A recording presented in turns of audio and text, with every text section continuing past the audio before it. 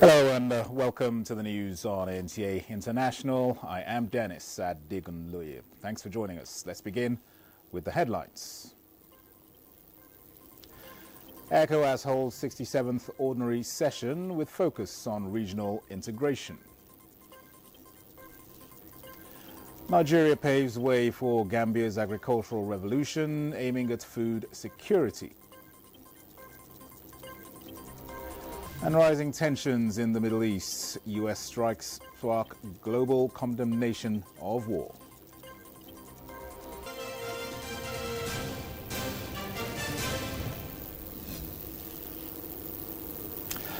President Maada Bio of Sierra Leone has taken over the chairmanship of ECOWAS as President Bola Tinubu ends his two-term tenure. His election was announced during the 67th Ordinary Session of the Heads of States and Governments in Abuja. President Bola Tinubu reiterated his support for the ECOWAS cause for peace and security, saying regional integration is meaningful when there is regional security, as transborder crimes and violent extremism impede its development. President Tinubu said the unity of the region is a testament to the spirit that keeps the nation and is committed to its stability. While he calls for the timely activation of the ECOWAS standby force, President Tinubu recommitted to the provision of the equipment that will boost both the sea and airlift force. Under my chairmanship, I've deployed all diplomatic means to engage and dialogue with our brothers in Burkina Faso, Mali, and Niger. I am confident that before too long, they may return to the family as we leave our doors open for the unity, solidarity, and shared vision of ECOWAS of the future. I accept this responsibility with full awareness of the magnitude and of the task ahead, and also the complexity of the moment. Let me begin by recognizing the outstanding leadership of my predecessor, my dear brother, President Bola Ahmed Tinubu, for the great work he's done. Your tenure was marked by unwavering commitment to regional dialogue, economic recovery, and peace building. I'm humbled to build upon the strong foundation you have established.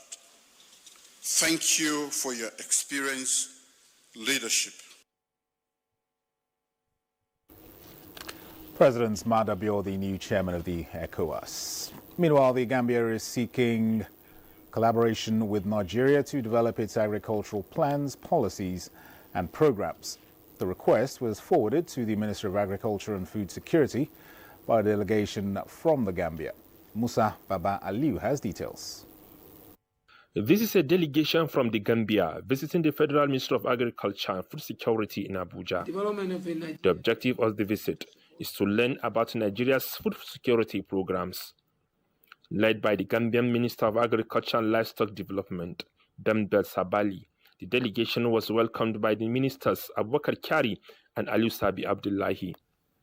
Sabali expressed the Gambia's interest in understanding Nigeria's advancements in crop production, especially rice, to bolster their own agricultural efforts. Gambia's trajectory to rice self-sufficiency is 2030 at the most, and at this point, I think our trip has doubled our confidence that rice self-sufficiency in the Gambia is very, very possible with support from Nigeria. Abubakar Kyari affirmed Nigeria's commitment to providing support, highlighting the country's leadership in food production across West Africa.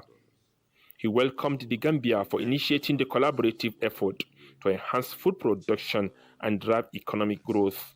Kyari outlined Nigeria's progress in food security under President Bola Tinubu, who upon taking office in 2023 declared a state of emergency on food security and restructured the ministry to prioritize addressing food insecurity. He emphasized the ministry's focus on mechanization to transform agriculture into sustainable business and attract youth participation. Gambia is one of ours. We need to partner, we need to collaborate. We're not going there to just have an ambassador there to teach you, but also to partner with you. We want a situation where we uplift out of our experiences, uplift the livelihoods of both Nigerians and Gambians. Your coming here has also given us more confidence as a nation that when we look inwards, we can solve our own problem. And that we have success stories today that another country wants to learn, and not just another country, but the Gambia, our own brothers. I think it's really the height of it. The Gambia, heavily reliant on food imports, aims to boost local production of staple foods through this collaboration with Nigeria. Musa Baba Aliyu, NTAi News. Nigeria, at the 51st session of the Organization of Islamic Cooperation, OIC Council of Foreign Ministers in Istanbul, has demanded for an immediate ceasefire in Gaza and the adoption of a two-state solution as the path to lasting peace. Nigeria's delegation was led by the Permanent Secretary of the Ministry of Foreign Affairs, Umar Ahmed Dunama. Nigeria also proposed establishing an OIC Arab League Secretariat to monitor ceasefire compliance and advance peace talks. The host nation, Turkey, a vocal advocate for Palestine, echoed Nigeria's calls while showcasing its diplomatic leadership. The summit also highlighted Turkey's growing economic and tourism sector, with Istanbul set to host the 2025 PATA Annual Summit to promote sustainable tourism. Now, the federal government has finalized arrangements to evacuate Nigerian nationals from the Islamic Republic of Iran with the support of the Armenian government. A statement by the Ministry of Foreign Affairs confirms that the chargé d'affaires of the Embassy of Nigeria in Iran, Abdul Rashid Lawal, and Levon Petrosian, the acting director, Middle East and Africa Division, initiated the request for safe passage of Nigerians stranded in Iran. The compassionate gesture by Armenia highlights the importance of international solidarity and humanitarian cooperation during crises. Let's go to the US now, where President Donald Trump has given reasons why sites of Iranian nuclear facilities were attacked by the US Army, saying Iran must make peace or future attacks will be far greater. Kolo Mohammed tells us more. Following a U.S. military attack on Iran, responses for and against the attack have emerged. Only Israel says the attack was lawful and timely.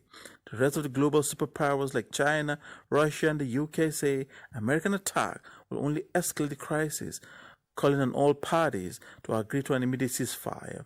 UK Prime Minister Keir Starmer warns of risk beyond the region from the conflict after U.S. attacks on Iran. He called for restraint in response to U.S. strikes on Iran. China strongly condemns U.S. bombing of Iran, saying the U.S. broke international law with its airstrike and increasing tensions in the Middle East. A short time ago, the U.S. military carried out massive precision strikes on the three key nuclear facilities in the Iranian regime: Fordow, Natanz, and Esfahan. Everybody heard those names for years as they built this horribly destructive enterprise. Our objective was the destruction of Iran's nuclear enrichment capacity and a stop to the nuclear threat posed by the world's #1 state sponsor of terror. Congratulations, President Trump. Your bold decision to target Iran's nuclear facilities with the awesome and righteous might of the United States will change history. In Operation Rising Lion, Israel has done truly amazing things. But in tonight's action against Iran's nuclear facilities, America has been truly unsurpassed. There is no red line that they have not crossed. And the last one, and the most dangerous one, was happened only last night, when they crossed a very big red line by attacking nuclear facilities. I don't know how much room is left for diplomacy. Iranian Foreign Ministry says there cannot be ceasefire talks while a nation is under military attack. Kolum Hamad, NTAi News. A regulatory agency has announced that the Democratic Republic of Congo has extended its ban on cobalt exports for 3 months. The measure is aimed at curbing an oversupply of the key material in the manufacture of batteries for electric vehicles. Here again is Kolo Mohammed with details. Democratic Republic of Congo, the world's largest supplier of cobalt, imposed a 4-month export ban in February after prices hit a 9-year low of just $10 per pound. The ban was originally set to end on Sunday. However, a decision was taken to extend a temporary suspension due to the continued high level of stocks on the market, the Strategic Mineral Substance Market Regulation and Control Authority said in a statement. It also announced that another is planned before the end of the 3-month extension on the banned export to either lift the suspension or extend it. Meanwhile, reports say Turkish border towns are bracing up for possible influx of Iranian refugees triggered by escalated conflicts, with some fearing strained resources while others prepare to accommodate those fleeing westward. On Turkish eastern urge, the border town of Dokubayazid is watching events across the frontier with growing anxiety. Just 20 kilometers from Iran, residents here fear they may soon be on the front lines of a new humanitarian crisis. Kolum Hamad, NTAi News. In other news, the National Emergency Management Agency, NEMA, is poised to develop a national risk atlas for Nigeria to drive its disaster risk reduction strategy and foster sustainable recovery for communities impacted by disasters. Director General of the agency, Zubeida Umar, stated this when she received the management of the Japan International Cooperation, JICA, to further discuss more areas of collaboration and support. Ilyasu Aliyakubu reports. In view of the recurrent floods and other related disasters that continue to hit Nigeria, the government of Japan, through JICA, in 2014 provided a 500 million Japanese yen grant to the federal government, as part of which is to support disaster management activities of the National Emergency Management Agency, NEMA. 6 high-tech mobile water treatment plants, 9 rapid response vehicles, and 2 mobile command vehicles equipped with a wide-ranging gear to support disaster response and relief operations were delivered to NEMA. Under this sustainable initiative, JICA followed up these assets and equipment with routine maintenance, operational staff training, and a comprehensive insurance cover. This collaborative meeting between NEMA and JICA is to further consolidate and strengthen support based on the emerging flood disasters. The DG NEMA said the agency looks forward to sustaining the partnership with JICA to improve on service delivery, especially in the areas of disaster preparedness, response, mitigation, and building back better to brace up to the currently upscale disaster profile of Nigeria. I want to use this opportunity to therefore thank and appreciate JICA and the government and good people of Japan for this tremendous support to NEMA and the people of Nigeria in the face of climate-induced disasters and conflicts in several hotspots across the country. Chief Representative of JICA Nigeria, Yuzurio Susumo, promised to continuously extend support to NEMA in the fight against disasters across the country. Our aim is to nurture the strong institution, government institution, to get good preparation for disaster and a good swift response for disaster. Experts believe that with more of these collaborations, NEMA will be better placed in building resilience among Nigerians. In Abuja, Ilyasu Aliyakubu, NTAi News. The Federal Ministry of Environment has unveiled a fleet of compressed natural gas and electric vehicles in a stride towards Nigeria's clean energy future. Charles Alpha reports that the ministry also used the occasion to celebrate the dedication of those working tirelessly to promote a greener Nigeria. This development marks a milestone in Nigeria's broader commitment to achieving net zero emission by 2060. The inauguration of these compressed natural gas and electric vehicles is believed will not only address logistical hurdles faced by its staff, but its adoption as a cleaner mobility solutions by the ministry underscores its role in setting standards for greener innovation and environmental stewardship across public institutions. Minister Balarabe Abbas Lawal said the initiative highlights President Tinubu's integrated approach to environmental governance, recognizing people as key drivers of policy implementation while reinforcing the importance of sustainable practices. This is basically part of what has been approved by the Executive Council, that is trying to reduce emission in our environment. And as Minister of Environment, we believe that we should be the one that should set the face. The Honourable Minister came, the Permanent Secretary, and they made the promises. We thought it was going to go the way of the former promises, just like political promises. But we are very grateful that today it has come to reality. The launch was held alongside the 2024 Rewards and Recognition Ceremony. The dual ceremony reflected the ministry's effort to motivate personnel while reinforcing the link between internal operational excellence and national environmental goals. We just say, let us just call them, even if there is nothing, let us just eat and drink and also say we appreciate you and give them a certain, know that at least the ministry appreciates them. There's need for us to begin to separate between, like I said, the flyers. There are people who are really doing well and they should fly. And there are people who are not doing as well, and I believe they should walk. We wish that they continue with this. It is hoped that the launch of this CNG and the reward and recognition initiative of the ministry will spur more commitment to Nigeria's environmental sustainability drive. Charles Alpha, NTAi News. This is the news on NTAi International. We'll take a break. More reports in a moment. Stay with us. You're welcome back. President Bola Tinubu expresses sadness over the suicide bombing in Konduga, Borno State at the weekend. The president mourns those who lost their lives and urges security agencies to double their efforts in routing remnants of the Boko Haram insurgents who resort to attacks on soft targets as a diversionary tactic.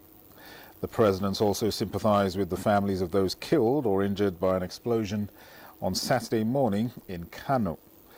The explosion at a scrap metal factory affected 15 people, with 5 of them losing their lives. President Tinubu stressed the importance of workplace safety measures and tasked relevant government institutions with investigating the incidents. The presidency has refuted claims of former Jigawa State Governor Sule Lamido, who allegedly accused President Bola Tinubu of purportedly supporting the annulment of the June 12, 1993 presidential election. The presidency, in a statement by the special advisor to the president, Bayo Onanuga, dismissed these claims as historical distortions and revisionism, clarifying that Alhaja Mogaji never supported the annulment and risked losing her position as a market leader if she had. The statement contrasts Tinubu's actions with Lamido's, noting that Lamido, as SDP secretary, failed to oppose the military's annulment of the election won by MKO Abiola. It says Tinubu, as a senator, publicly condemned the annulment of the Senate on the Senate floor in August of 1993, describing it as a coup and urging Nigerians to reject injustice. Tinubu's commitment to the June 12th struggle continued after General Sani Abacha's coup in November 1993, which dissolved democratic institutions. The statement concludes by urging Lamido to verify facts before spreading falsehoods, suggesting his claims stem from envy of Tinubu's democratic credentials, possibly indicative of tall poppy syndrome. It emphasizes Tinubu's steadfast advocacy for democracy in stark contrast to Lamido and others who capitulated to military oppression, and warns against revisionism that undermines truth and national interests. Now, civil servants have been told to remain sincere, incorruptible and professional in the discharge of their duties. This was the admonition at the Civil Service Week Thanksgiving service, led by the head of the Civil Service of the Federation, DD Esther Wilson-Jack. Haman Jabani reports.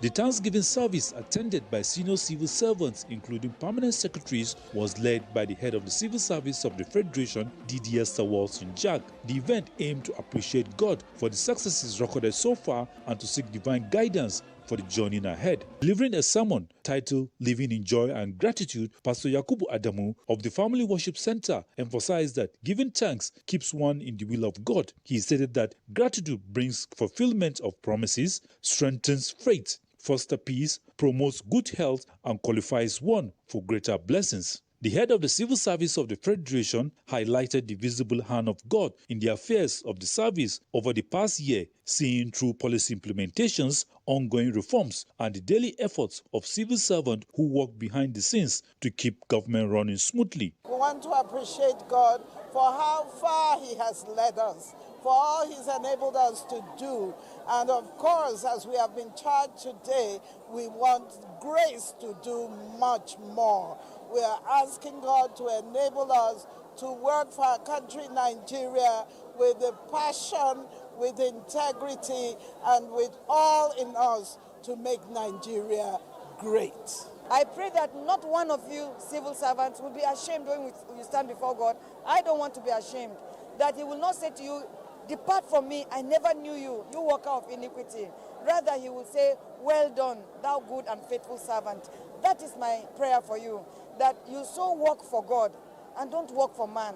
Be honest, be sincere, and serve our country with all your heart and with integrity. A special prayer was offered for the civil servants by the senior pastor of the church.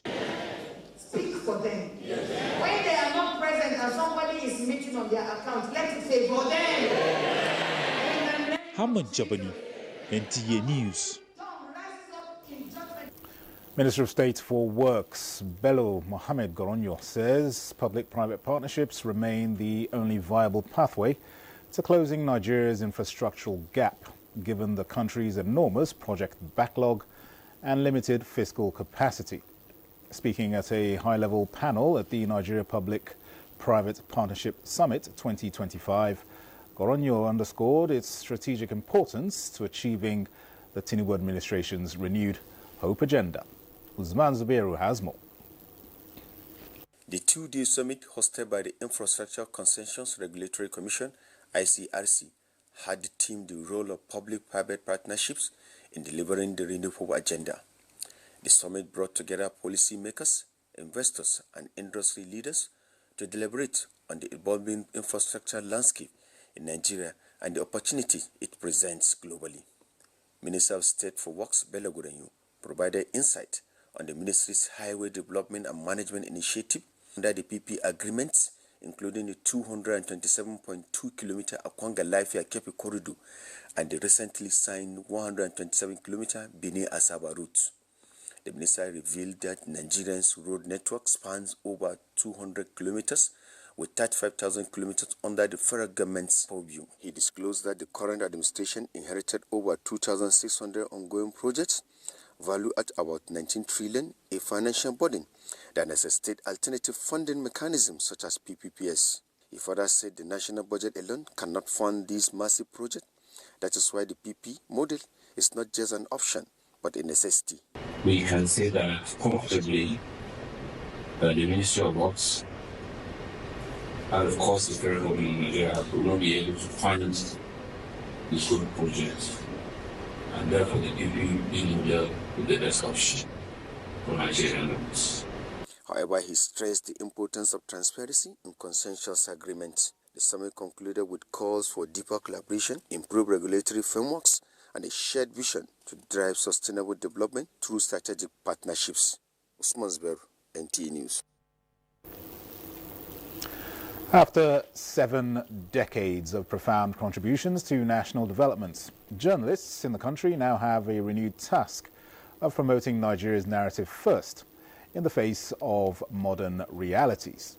Ayodeji Makinde reports on this, which was central at the celebration of journalistic excellence, a book presentation, and the future of the media at the Nigerian Union of Journalists at 70. Nigeria Union of Journalists, adjudged to be a key driver to independence in 1960 and the inevitable return to democratic rule in 1999, is now up against realities, notably the threat of artificial intelligence and quackery. The convergence served as a reality check with paper presentation, launching of a book titled The Bleeding Ink, and a renewed call by President Bola Tinubu represented to all journalists to champion the cause of Nigeria's democratic progress.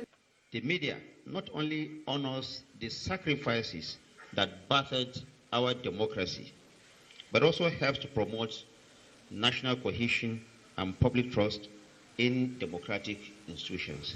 This moment reinforces the crucial responsibility of reporters to continue advocating for the robust democracy. We cannot afford to shy away from technology. The reality is that AI will need human complementarity. Father of the day, Aremo Olusegun Oshoba, led other experts in fields of journalism in calling for stricter sanctions on imposters.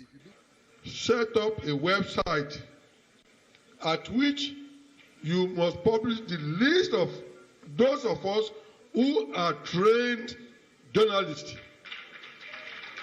We are daily being embarrassed by some people who are not trained, who have no knowledge of the profession. At a time like this, when other people are painting the narratives of Nigeria to suit their own mindset, we must say no and begin to tell our own stories in our own way. Beyond the cultural display, 7 individuals were recognized for their outstanding contributions to the continuous development of the Nigerian Union of Journalists in Abuja. Ayodeji Makinde, NTAi News. And that concludes the news on NTAi International at this time. Many thanks for watching. I am Dennis Adigunloye.